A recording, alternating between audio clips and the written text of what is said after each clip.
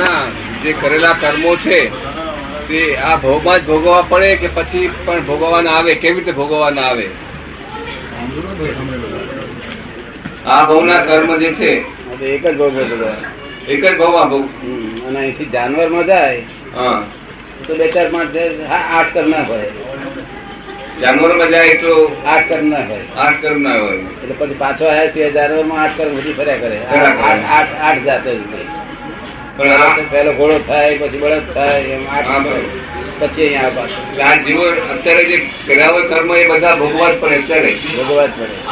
મનુષ્યમાં આવે તો ભોગવવા પડે. મનુષ્યમાં આ બધું ભોગવવા પડે બધા. અને ના ભોગવવા પડે તો બીજા જવાનું હોય ત્યારે આ જન્મમાં ભોગવા પડે તો આ જન્મમાં ભોગવા પડે આપણા આવતા જન્મમાં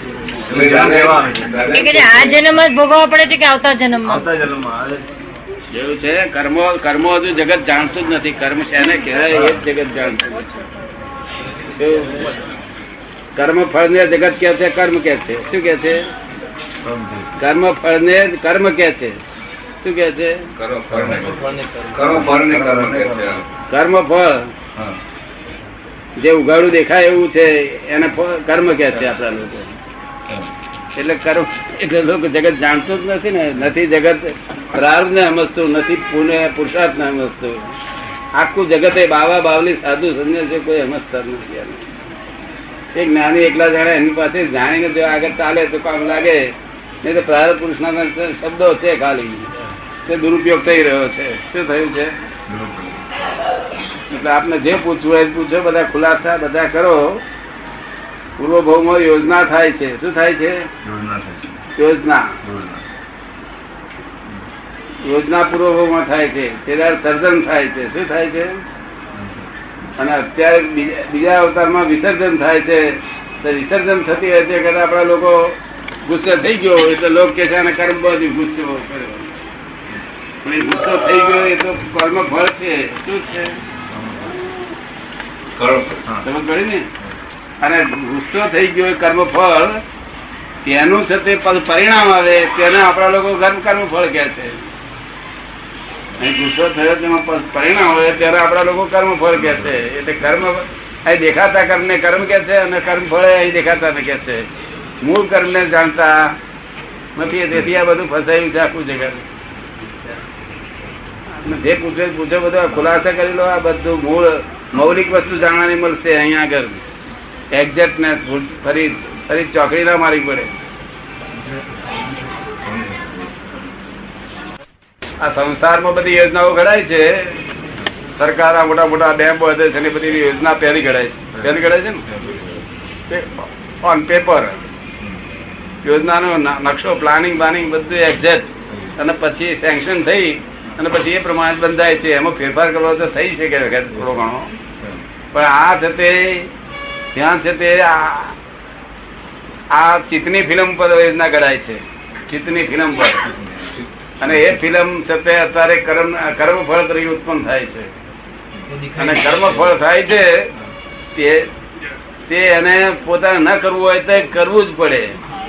ગુસ્સો ન કરવો હોય તો થઈ જાય. હોટલમાં ના ખાવાનું કહ્યું હોય છોકરાને કે તું ખાઈ નહીં, છોકરાની ઈચ્છા હોય કે નથી ખાવું તો તમે ખવાઈ જ જાય. ચોરી કરવા ના કહ્યું હોય છોકરાને તો ચોરી થઈ જ જાય. ખબર પડે ને? એટલે આ કર્મ નથી, આ કર્મ ફળ છે. શું છે? એટલે માણસ જન્મ્યો ત્યારથી કર્મ ફળ ના આધારે જ તે એનો જન્મ થાય છે. કર્મ ફળ ના આધારે જન્મ પામવો એ કર્મ ફળ છે. પછી જે વસ્તુ તે મરતા સુધી બધા કર્મ ફળો જ છે. શું છે?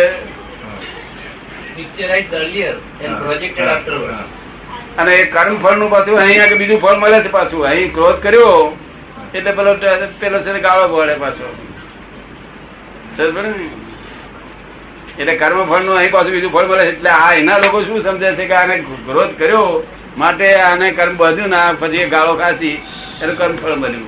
એના લોકો અહીં એટલું સમજે છે. પણ ક્રોધ કેમ કર્યો? એને રાજી ખુશી થઈને કર્યો કે પરવસતાથી કર્યો? જેટલું પરવસતાથી કરવામાં આવે છે ને એ બધું કર્મ છે, કર્મફળ છે. શું છે? કર્મફળ. આપ સમજાય છે? ગુજરાતી સમજો છો બરોબર? બધું પૂછજો. હા, બધા હવે કર્મફળ એ કર્મફળ નૈમિત્તિક છે. કેટલાક સંજોગોના આધીન કર્મ બાંધાય છે તે નૈમિત્તિક છે. સર્જન કરતી વખતે ત્યાં પણ પોતાનો અધિકાર વધારે હોય છે. પાર્લામેન્ટરી પદ્ધતિ છે, એમાં પોતાનો અધિકાર વધારે હોય છે એટલે સર્જનમાં પોતે જવાબદાર છે. વિસર્જનમાં પોતાના આત્મસત્તા નથી. આ વિસર્જન થઈ રહ્યું છે. શું થઈ રહ્યું છે? આ વિસર્જન એટલે કોઈ શક્તિની મારફત વિસર્જન થઈ રહ્યું છે. એ વિસર્જન થાય છે તે કર્મફળ બધા મળ્યા કરે છે. એને બી પાછું અંદર સર્જન થઈ રહ્યું છે. પાછું અંદર સૂક્ષ્મ રૂપે સર્જન થઈ રહ્યું છે. એટલે સર્જન ને વિસર્જન, સર્જન પોતાના પાર્લામેન્ટરી પદ્ધતિ થાય છે અને વિસર્જન છે તે નેચરથી થાય છે. કોમ્પ્યુટરાઇઝ ને હે કોમ્પ્યુટરાઇઝ ને હા, કોમ્પ્યુટર જેવું કે જે સર્જન કરતી વખતે જે ફિલ્મ થાય છે ને તે પેલા કોમ્પ્યુટરમાં ચીઠી નાખી કરવી પડે છે અને આ ફિલ્મનો ટુકડો જાય છે એના પછી આ વિસર્જન થાય છે. એને આપણા સમજથી લોકો છે, આપણા વ્યક્તિ સમજથી. એક પૂછે છે કર્મ ફળ જો આ હોય તો કર્મ કયું? કર્મ તો ગયા અવતાર જે યોજના અત્યારે કયું કર્મ? આજે થઈ કર્મ વિસર્જન થયું, કર્મ અત્યારે યોજના ઘડાય છે ને, અત્યારે યોજના રૂપિયા ઘડાય છે. અત્યારે એક માણસ છે તે હોટલમાં ખાતો હોય અને ઘરના માણસો એને ઠપકો આપતા હોય તે પણ એક એની પોતાની ઈચ્છા હોય તો પણ પાછો પેસી જાય, હોટલ દેખાય પેસી જાય એટલે પોતે પરવશ તેની કર્યા કરે છે. હોટલ ખાય છે શું ખબર પડે ને? આ ઘરના માણસો ના કે પછી છે તે બહુ એનું મન થાય જાય ત્યાર પછી શું કે મનમાં શું ભાવ કરે? એ તો કરવાના આવે છે, તો જે બોલવું બોલશે કે છે એ તો કરવાનું. એ નવું કર્મ બધી પાછું મનમાં જે ભાવ કર્યા તે એ ભાવ કર્યા તે નવું કર્મ. એ કર્મ અને જે કર્યું છે એ દાદા હોટલમાં ન ગયો હોય, હે હોટલમાં ન જવાનું થાય એ પણ એનું કોઈ કર્મ હોય ને. હા, ના થવાનું થાય તો એ કર્મ નથી. હોટલમાં ન જવાનું જવાનું થાય તો એ કર્મ નથી. દારૂ પીવે છે તો એ કર્મ નથી પીધો તો એ કર્મ નથી. એ બંને ભમરડા જ છે, હે બંને ભમરડા જ છે. બધું ભમેડો જ છે. બધું આખું જગત ભમેડા સ્વરૂપ છે. જ્યાં સુધી પોતાના સ્વરૂપનું ભાન ના થાય, પુરુષ ન થાય, પ્રકૃતિથી છૂટો ન થાય ત્યાં સુધી ભમેડા ટોપ છે. બધું ભમેડા છે. આત્મા જીવન લીધા નંતર લવકર જન્મ તાબડતોબ દુસરે કોળીત બસતો का काही वर्षानंतर काय? આપણે મરણ પછી આપણા मृत्यूच्या नंतर लगेच दुसरा जन्म दुसऱ्या कोळीत बसतो का की काही वर्ष भोग भोगावे लागतात? दुसऱ्या देह मध्ये जातो लगेच. हा. એમનો પ્રશ્ન એવો છે, એ હિન્દી સમજશે કે મરણ પછી, મૃત્યુ પછી એને થોડો વખત ભટકવું પડે કે તરત એને બીજો દેહ મળી જાય? એ તો ઓનલી બહુ જૂજ માણસોને ભટકવું પડે છે. 1000માં 2-5 માણસોને. ખૂબ જ કમી લોકો. બાકી 995 માણસને એક્ઝેક્ટ મળી જ જાય તરત જ ઓન ધી મોમેન્ટ. બીજા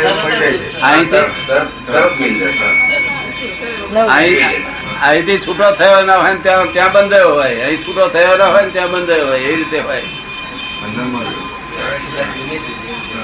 તમારા કર્મો હોય ભક્તિ હોય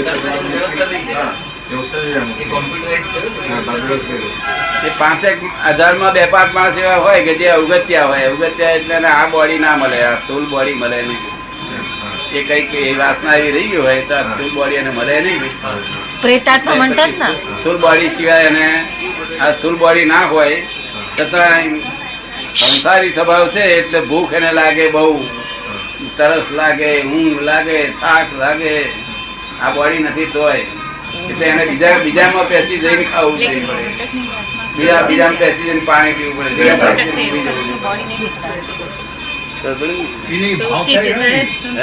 ખાવાના પીવાના ભાવ થાય ને, હા, ભાવ તો ખરા. ભૂખ લાગે, ભૂખ લાગે, તો એ બધા ભાવ જ છે ને, ભાવ એવા જ ભાવ થાય ને. ભૂખ લાગે ને, ખૂબ ભૂખ લાગે, સહન ના થાય.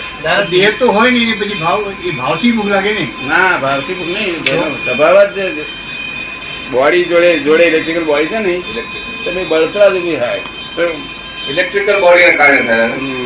અને આપણે મરણ સમયે આપણે ભગવાનનું નામ લે તો મોક્ષમાં ભાવવાની પોકેટ નહીં. બોડી ભાવ હોતો જ નથી. બેન પૂછે છે કે એને જે અવગત્ય જીવ થાય છે તો એની કઈ વાસના રહી ગઈ હોય છે એટલે હા તો વાસના તો બધાની રહે છે. વાસના ઉપર આધાર નહીં રાખતો. વાસના અને ઓચિંતું કઈક મરણ ઓચિંતું કઈક આવ્યું હોય, એક્સિડેન્ટલી મરણ. Exactly બરાબર. तो वासना and desire is same thing. नहीं नहीं वो नहीं, ऐसा नहीं. वासना तो रहती है. ऐसा एक्सीडेंटली जो भेद हो जाता है कभी हाँ. तो ऐसा अवगति होता है. એવું કર્મ બંધાયેલું હોય કે આ દેહ હે ને ફૂટી જાય, આ દેહ ફૂટી જાય देह पूरी जाए. એટલું જ કર્મ બંધાયેલું હોય. પેલું બીજું બધું એમ નહીં હોતું. बराबर. और जो लोग सुसाइड વર્ષ करते 2 हैं વર્ષ એનું ત્યાં આગળ હોય ऐसा होता है. ટ્રાય પડે ત્યાં સુધી એ બચી જાય. લોકો આપઘાત કરતા હોય છે, આત્મહત્યા કરતા હોય છે, આપઘાત કરતા હોય છે, એમનું એનો પ્રેત ના થાય નહીં કે એ છે તે 7 પેઢી સુધી 7 અવતાર સુધી આવું ને આવું જ કર્યા કરે. અવગતિ કરે છે. હા એનું એ જ કર્યા કરે. એના तो પરમાણુ उसके ત્યાં સુધી अगले જતા जन्म के નથી. कर्म में लिखा એના होता है, રિએક્શન तभी तो ત્યાં સુધી suicide જતા करते નથી. हैं, 7 नहीं तो અવતાર कैसे રિએક્શન ખરાબ થઈ करेंगे? જાય. અને ફરી જો વધારે રિએક્શન કરે ફરી 7000 થાય. એ કે છે કે અત્યારે જે સુસાઇડ કરે છે તો એ એના પાછલા જન્મના કર્મ હશે એટલે અત્યારે કરે છે ને. ને એ થાય છે તે પણ એ સુસાઇડ કરે તો 7 અવતાર પર થાય ને બગડે. एक वक्त सुसाइड एक दफे सुसाइड करता है तो फिर 7 दफे ऐसा करना पड़ता है. હા 7 जन्म राजी सुसाइड ही करना पड़ता રાજી है. ખુશી થઈને કરે છે તો 7 અવતાર સુધી અન્યાય થાય અને પોતે પરવશપણે થઈ और अगर જાય. नहीं प्रॉपर हुआ तो और भी बताओ. ऐसा ही करता ही वो चेंज करता ही रहता है.